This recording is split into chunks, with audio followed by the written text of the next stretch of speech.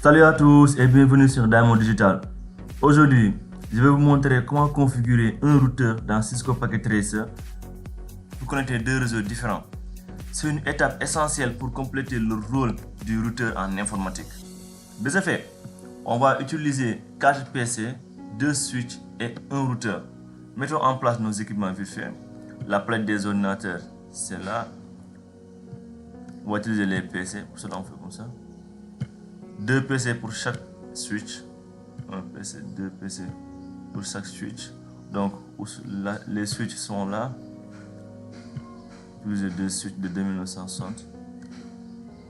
Un switch d'accès ici, un autre ici. Maintenant je vais choisir mon routeur. Voici les routeurs. On va prendre le 2911, ça est là. Voilà, on a tous nos équipements. Maintenant on va les relier à l'aide d'un câble droit.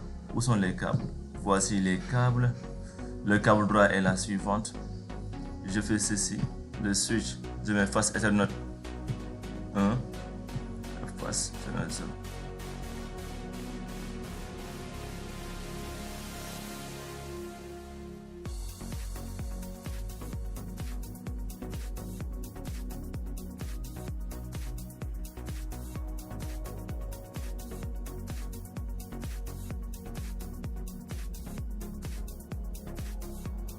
Voilà, c'est bon. On a nos équipements en place. Pour les adresses IP, on va attribuer 2 adresses IP différents à chaque réseau. Notre réseau numéro 1 est celui-là. Le réseau 2 est l'autre. Voilà nos adresses IP. Pour cela, je mets ici réseau 1. Réseau 1. 2 points. L'adresse IP sera le 192.168.1.0/24. Voilà notre réseau numéro 1. Le réseau 2 sera le 192.168.2.0. C'est notre réseau 2. Voilà, ici on a notre réseau 1 et là on a notre réseau 2. Donc pour la configuration des adresses IP, on peut commencer avec les PC d'abord. Voici le PC 0. On clique sur le PC, on part dans Desktop, IP Configuration. On met le 192.168.1. C'est notre adresse IP du réseau 1.1.10 par exemple. On clique sur la partie masque de réseau, ça apparaît automatiquement. Et là on met le default gateway, passer par défaut. Ça sera le 192.168.1.1 par exemple. C'est bon. Donc je peux copier le default gateway pour l'autre PC aussi. Le PC 0 c'est bon. PC 1 on fait la même chose. Desktop. IP configuration. 192.168. Hop, je me suis trompé. Là c'est le 168. 168.1.11. Donc on fait la même chose ici aussi. Là on met 192.168.1.1. Voilà, c'est notre default gateway. Donc on va changer la configuration qu'on a mis dans notre PC1. Là c'est le 168. Si on ne l'avait pas vu, la communication n'aurait jamais pu passer. Voilà, c'est bon. Maintenant, notre réseau 1, on a déjà configuré les PC. Donc pour les PC du réseau 2, on fait la même chose. On part dans Desktop. Là, notre réseau est le 192.168.2.0. Donc, on part dans IP Configuration. On met le 192.168.2.10 par exemple, ou bien .20 si nous voulons. Là, le masque de ce réseau apparaît automatiquement. Là aussi, on met le 192.168.2.1. Voilà, .2.1. Là, je copie pour le coller sur l'autre PC. Je pars dans le PC numéro 3. Je mets la même adresse IP. 192.168.2.21 par exemple. Là, je clique sur le masque du réseau. Ça apparaît automatiquement. Et default gateway, on met le 192.168.2.1. Ils auront le même default gateway. Donc c'est bon. Ce qu'il nous reste à faire, c'est de configurer le routeur. On configure le routeur directement. on clique, on accède au routeur, le mode CLI, on glisse un peu pour voir. Là c'est le Giga Ethernet 01. Je mets non, enable, configure terminal, configure terminal pour accéder aux configurations globales. Terminal, entrée. Donc on sélectionne l'interface qui est la suivante, interface Giga 0/1. C'est cette interface là du réseau 1. Je mets sur entrée. On met IP add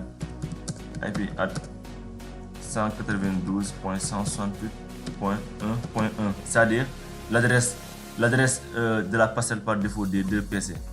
.1.1 espace masque de sous-réseau 255.255.255.0. On met entrée.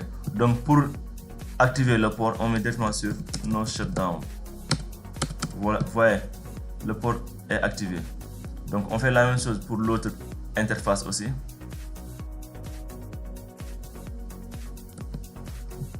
On fait la même chose pour l'autre interface. On met sur exit. Je mets sur int Giga 0/0. C'est cette interface là, Giga 0/0. IP at 192.168.2.1 255.255.255.0. Directement, on met no shut après. No shut pour activer l'interface aussi. Vous voyez, l'interface est activée. Exit. Exit encore. Pour la sauvegarde, on met WR pour sauvegarder notre configuration. WR. Donc à partir du routeur, on peut tester la communication avec nos PC si la communication passe directement. Pour cela, on met juste la commande ping 192.168.2.20 qui est l'adresse IP de ce PC là. On met sur entrée. Vous voyez, la communication passe. On voit qu'un paquet est perdu, mais tous les paquets passent. On peut rappeler la commande.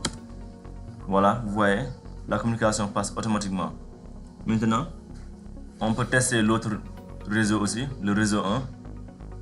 On est toujours dans le routeur. On peut tester le réseau 1 aussi. On met juste ping 192.168.1.10 qui est l'adresse IP de ce PC là. On met sur entrée. Vous voyez, la communication passe automatiquement. Donc on peut aussi tester à partir des PC. Donc là c'est notre réseau 1. J'accède au PC du réseau 1, PC 0. On part dans commande prompt par exemple. Donc on met sur ping 192.168.2.20. L'adresse IP du premier PC du réseau 2, 192.168.2.20. Je mets sur entrée. Vous voyez, la communication passe. Comme vous le voyez, maintenant le PC du premier réseau peut communiquer avec celui du deuxième réseau grâce au routeur.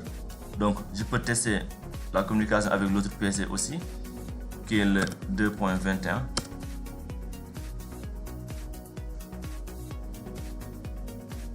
Ça prend du temps. Voilà, la communication passe aussi.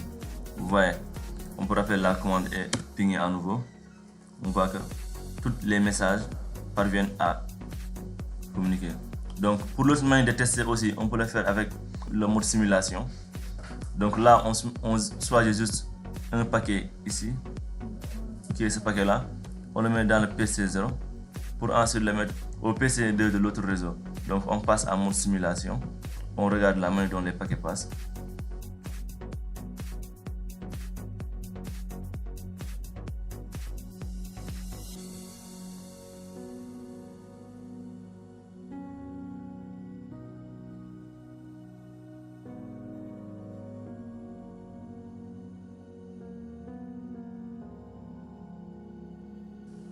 Voilà, successful.